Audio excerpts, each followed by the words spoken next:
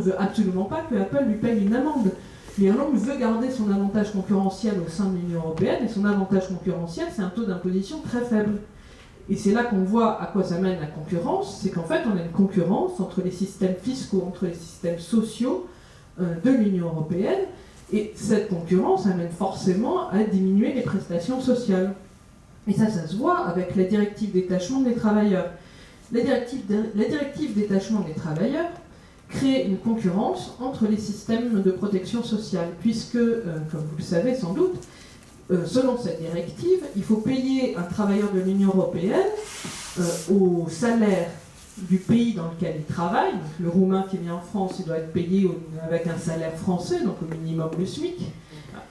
En théorie, il est censé être payé au niveau où serait payé un Français qui ferait la même chose. Mais évidemment, le Roumain, d'abord, il n'en sait rien des grilles de salaire qu'il y a en France. Donc si on lui dit le SMIC, ça fait toujours beaucoup plus que ce qu'il aurait en Roumanie, donc il est content, il dit oui. Et donc on sait très bien que l'échelle des salaires n'est pas du tout respectée. Mais surtout, les charges sociales, elles, sont payées au pays d'origine du travailleur. C'est-à-dire que si vous venez d'un pays où la protection sociale est très faible, ce qui est le cas de la plupart des pays de l'Est, vous coûtez beaucoup moins cher à l'employeur que si vous êtes un Français avec une protection sociale et des cotisations élevées. Donc ce qui se passe du coup, c'est que pour réagir, la France baisse les cotisations sociales qu'elle demande aux entreprises, en particulier sur les petits salaires, mais du coup on voit bien qu'on rentre dans un cercle vicieux, parce que les cotisations sociales, certes, sont des charges, elles pèsent sur les entreprises et c'est pénible de les payer. Les cotisations salariales, c'est pénible de les payer, c'est d'accord, c'est des impôts, donc c'est pénible à payer. Mais ça sert quand même à financer la protection sociale, ça sert à financer les soins, ça sert à financer les retraites, ça sert à financer le chômage. C'est de l'argent qui est utile quand même, qui nous permet d'avoir un système de protection sociale.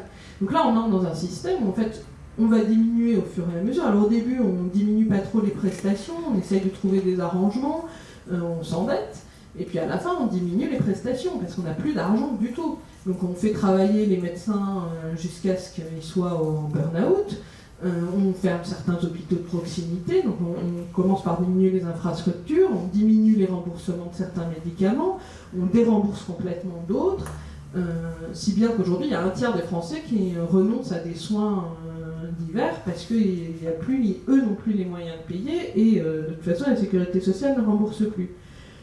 Donc on voit bien dans quelle logique on rentre, c'est on diminue la protection sociale et à la fin on diminuera les retraites et on diminuera tout parce qu'on n'aura plus les moyens de le payer. C'est ce qui se passe dans un certain nombre de pays. Et par ailleurs, pour les travailleurs des pays de l'Est qui viennent ici, on est aussi dans un modèle de développement aberrant, puisque eux, s'ils sont ici, ils ne travaillent pas dans leur pays d'origine, ça c'est sûr. Donc le pays d'origine où ils viennent ne se développe pas, puisqu'il a toute une partie de sa main-d'œuvre qui passe son temps à aller travailler à l'étranger.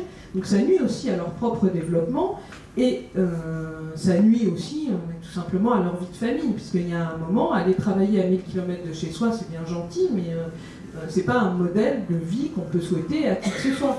Donc ces travailleurs détachés, bon, eux, ils sont, sur le moment, ils sont contents, puisqu'ils gagnent quand même plus d'argent que ce qu'ils gagneraient dans leur pays. Mais on voit bien qu'à long terme, ça n'est pas un modèle économique durable et viable, et c'est un modèle qui est destructeur. On est vraiment dans un cercle vicieux. Et l'Union européenne, alors on est en plein dans une révision de la directive détachement des travailleurs, donc tout ce que vous promettent les autres candidats, les Fillon, les Macron et tout, comme renégociation de la directive détachement des travailleurs, en fait c'est déjà en cours. Donc tout ce qu'ils proposent est déjà fait. Mais c'est compliqué parce que les pays de l'Est, eux, ça leur fait quand même de l'argent qui rentre, des cotisations sociales qui sont payées chez eux et tout, donc ils n'ont pas vraiment envie que ça soit modifié. Et comme on ne peut rien modifier sans l'unanimité, on est mal barré. Et par ailleurs, le problème, c'est un problème de principe. Le principe de cette directive est vicieux. Il est mal conçu et surtout, il est absolument ingérable quand on a une zone aussi déséquilibrée que l'est l'Union européenne, avec des pays qui ont des différences de niveau de vie aussi élevées. Donc il faut la supprimer, cette directive. Mais vous remarquerez que personne jamais n'a fait une étude précise pour dire combien ça nous coûtait cette directive, c'est-à-dire combien ça nous coûte en cotisations sociales qui ne sont pas payées, combien ça nous coûte en chômage qui est versé, combien ça nous coûte en personnes qui ayant passé du temps au chômage sont déprimées, dépressives, ont du mal à gérer. Combien elle nous coûte cette directive, ça vous ne le saurez jamais, parce que ça, on vous dit la fraude doit être de temps, mais la directive elle-même nous coûte extrêmement cher. Et enfin, le dernier point que je voulais développer, c'est l'agriculture, parce que l'agriculture, c'est quand même le grand truc, on dit la PAC, machin, les agriculteurs ne pourraient pas vivre sans l'Union européenne, qui les aide, et les aides de l'Union européenne, c'est formidable. Alors d'abord, c'est un problème quand même. Quand on est censé faire une politique agricole commune depuis des décennies, et au bout de plusieurs décennies, on a un système où les gens ne peuvent vivre que de subventions et d'aides et pas de leur travail. Donc déjà, moi je pense que rien que ça prouve que c'est un échec. Parce que si vous avez une politique, une vraie politique, c'est-à-dire une stratégie, un truc intelligent, un truc qui repose sur un minimum de réflexion, le but c'est pas que les gens vivent d'aide, le but c'est que les gens vivent de leur travail, et particulièrement les agriculteurs. Parce que vous pouvez dire que il y a des métiers qui sont peut-être utiles à la société, mais pour lesquels les gens n'ont pas beaucoup payé, et qu'il faut subventionner parce qu'ils n'arriveront pas à vivre correctement de leur travail. Par exemple, on peut dire que la culture est sous un domaine hyper subventionné, que peut-être, effectivement, ça serait compliqué, si on veut avoir un niveau culturel élevé, de laisser les gens se débrouiller tout seuls, et puis voilà. Mais l'agriculture, c'est complètement différent. L'agriculture, c'est un domaine, c'est quand même le métier du monde le plus utile, c'est parce que l'agriculteur produit ce qui permet de nourrir les autres. Donc ça devrait être le métier du monde où on peut arriver à vivre de son travail normalement. Et pas du tout un métier où on se retrouve à vivre, il y a quand même une proportion importante des agriculteurs qui vivent avec moins de 500 € par mois, ça n'a absolument aucun sens. Ils sont à la base normalement d'une économie, puisque c'est eux qui produisent les seules choses vraiment utiles. Tout le reste, on peut s'en passer, mais l'agriculture, on ne peut pas s'en passer. Et donc, là, on voit que la PAC est un échec. C'est pas une politique, la PAC. La PAC, c'est des pansements sur des jambes de bois, parce qu'on a mis en place un système complètement aberrant, et par ailleurs totalement injuste, parce que je ne sais pas si vous le savez, mais les plus grands bénéficiaires de la PAC, alors il y a des entreprises, bien sûr, mais chez les particuliers, vous avez, je crois au niveau européen, ça doit être la reine d'Angleterre, qui est une grande nécessiteuse, comme chacun sait. Et en ce qui concerne le côté purement français, c'est le prince de Monaco, qui est un autre grand nécessiteux qui, effectivement, ne pourrait pas survivre sans les aides de l'Union européenne, probablement. Mais donc, en plus, le système est injuste. Les critères sont injustes et favorisent des gens qui, en fait, ceux qui reçoivent le plus d'aide sont ceux qui en ont moins besoin. Voilà. Donc on le voit, les politiques menées par l'Union européenne sont injustes, sont mal pensées, introduisent des cercles vicieux, et celles qui ont duré plus longtemps, donc la politique agricole, on est toujours le résultat est de pire en pire. Donc c'est un peu inquiétant. Je pense qu'il y a un moment, il faut s'arrêter, prendre du recul et dire, écoutez, le résultat de la politique agricole commune, c'est la ruine de l'agriculture. Il faudrait peut-être repenser le système. Mais ça, on peut toujours rêver. Donc le problème, c'est de savoir est-ce que c'est une dérive. Et cette dérive, il faut remonter un peu dans l'histoire de l'Union européenne, parce qu'on nous dit toujours, alors là c'est l'argument qui tue, l'Europe c'est la paix. Voilà. Or, c'est vrai que l'Union européenne, chez ce qu'on appelle ses pères fondateurs, il y a un désir de paix, ce qui est normal parce qu'il y a eu 2 guerres mondiales en Europe, donc les gens avaient envie de construire une paix un peu plus durable, et de ne pas connaître à nouveau la guerre. Mais en fait, ce qui est capital dans la conception de la construction européenne, c'est moins la Seconde Guerre mondiale que la Première Guerre mondiale. Parce que Jean Monnet, en fait, il a commencé sa réflexion sur comment bâtir une paix durable pendant la Première Guerre mondiale, parce qu'il n'était pas au front pendant la Première Guerre mondiale, il avait été réformé pour raison de santé, donc il était dans un ministère. Et donc, il s'occupait des fournitures et il s'est rendu compte pendant la Première Guerre mondiale que ce qui était capital dans cette guerre, c'était le charbon et l'acier. C'est-à-dire l'industrie de guerre qui permettait de fournir les armes, le matériel. Et donc il s'est dit assez logiquement, un État qui ne maîtrise pas la production industrielle du charbon et de l'acier n'a pas les moyens de faire la guerre moderne du XXe siècle. Ce qui était vrai.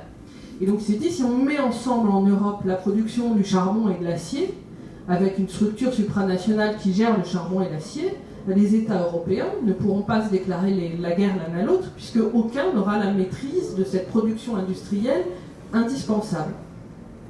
Et c'est donc là qu'on comprend que l'Union européenne, en fait, puisqu'à la base, c'est la communauté européenne, le charbon et l'acier, la première chose qui a été construite. C'est donc un instrument qui a été construit pour éviter le déclenchement de la Première Guerre mondiale.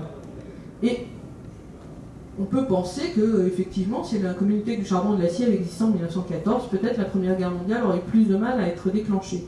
Le problème, c'est que la Première Guerre mondiale, ça n'est pas la seule forme de guerre qui ait jamais existé dans le monde entier, et en particulier, ça n'est pas du tout la forme de guerre qui nous menace actuellement, parce qu'on voit bien que ce qui nous menace actuellement, c'est des guerres comme le djihadisme, avec une idéologie complètement différente et des modes opératoires complètement différents de ce qu'était la Première Guerre mondiale. Et face à ces nouvelles menaces, l'Union européenne, en fait, est incapable de réagir. Parce qu'elle, la seule forme de guerre qu'elle connaît, c'est un État qui déclare la guerre à un autre État, qui fait de la production industrielle d'armes pour mener cette guerre. Il y a plein d'autres formes de guerre qui existent et l'Union européenne les ignore.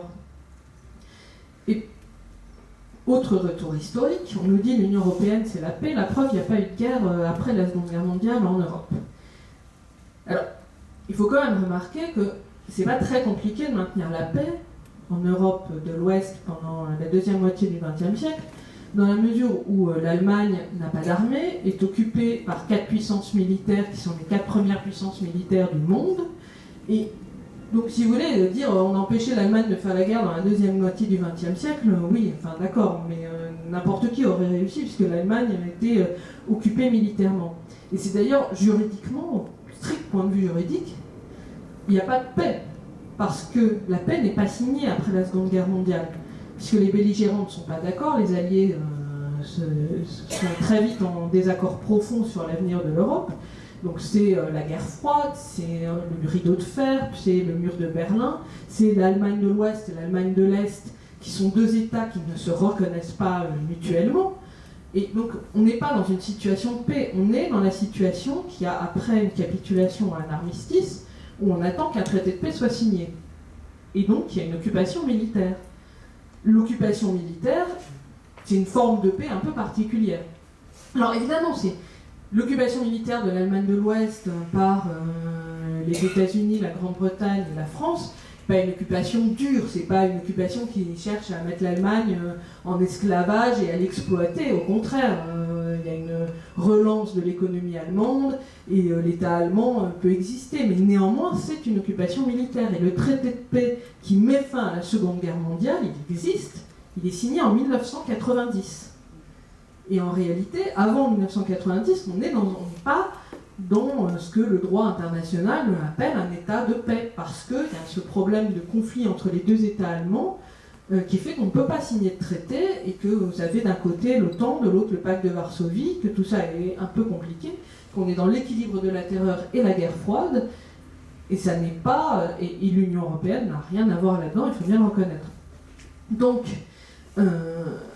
s'il y a la paix, c'est parce que justement vous avez ces deux blocs qui se font face, que tout le monde pense que la guerre est imminente, et à plusieurs reprises dans les années 60, tout le monde pense que la guerre entre l'URSS et les États-Unis est imminente. Et tout le monde a peur que cette guerre commence à Berlin ou en Allemagne, parce que c'est justement là où vous avez les deux armées qui se font face au plus près.